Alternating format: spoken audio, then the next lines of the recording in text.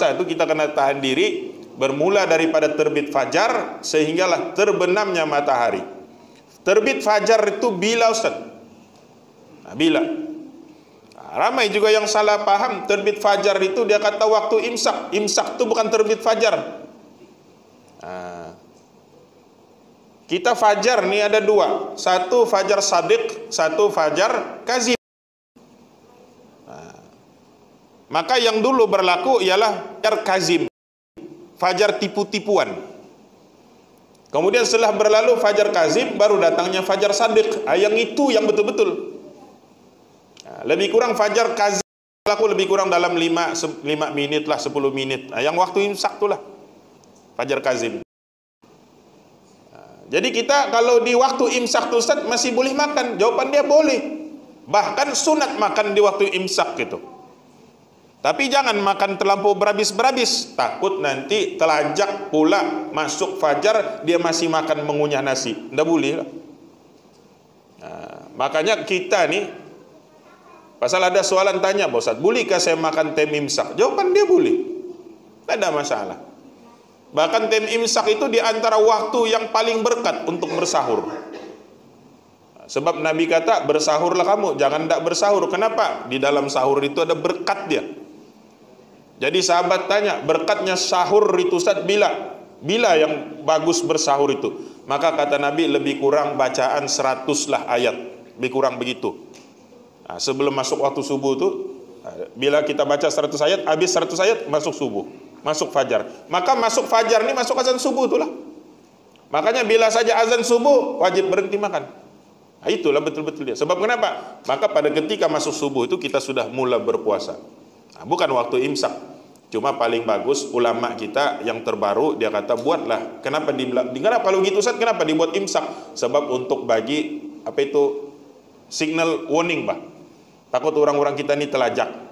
Sekali sadar-sadar sudah azan subuh. Jadi nanti kelang kabut itu dibuat imsak supaya dia boleh berhenti awal, nanti dia tidak telajak. Tapi kalau kita kata mau makan tem imsak, jawabannya boleh, tidak ada masalah. Jadi paling bagus sebelum waktu imsak itu makanlah nasi, makanlah itu. Jadi mau dapat lagi keberkatan sahur itu makan pada ketika masa selang imsak. Imsak nih lebih kurang 10 menit sebelum masuk waktu. Kalau contoh masuk waktu subuh jam 5:10, jam 5 itu waktu imsak. Jadi ada 10 menit. Maka 10 menit nih kita boleh ambil sahur yang ringan. Apa yang ringan? Seperti minum air atau makan kurma. Kita mau dapat pahala keberkatan sahur. Itu kelebihan ayahanda dan bunda yang ada pada ketika sahur sebelum terbit fajar. Kemudian sampailah bila Ustaz kita kena berpuasa itu sehingga terbenam matahari. Terbenam matahari itu Ustaz, apa maksudnya? Masuknya waktu maghrib. Maka bila masuk waktu maghrib kita pun bolehlah berbuka puasa, yang kita panggil di sini namanya sungkai. Bolehlah makan. Ustaz, kalau saya nih masuk waktu maghrib itu tertidur. Sebab kita kena berbuka puasa pada waktu maghrib, masuknya waktu maghrib. Tiba-tiba waktu maghrib tu kita tertidur, makanya tidak terbuka puasa. Sekali bangun-bangun Ustaz, besok subuh.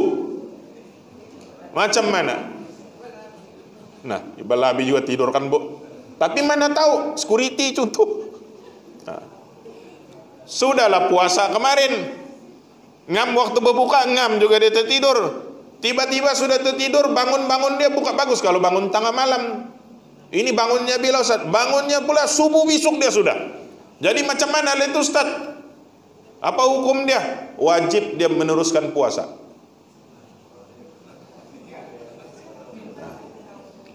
Jadi sah ke puasa dia? Sah dua-dua hari itu. Cuma dia tidak bersahur, dia tidak berbuka puasa pada hari puasa yang kemarin. Ini Ustaz 2 hari lapar tidak tahan. Kalau tidak tahan maka diharuskan, itu namanya mendatangkan mudarat pada dia. 2 hari itu tidak makan, gastrik, sakit, maka diharuskan kepada dia untuk berbuka puasa. Makanya puasanya hanya sah yang kemarin. Adapun yang dia sudah masuk subuh itu dia tidak berpuasa, maka dia mangkir satu hari. Itu kena paham. Jadi bila dia mangkir satu hari Ustaz, maka habis bulan Ramadan dia wajib qadha.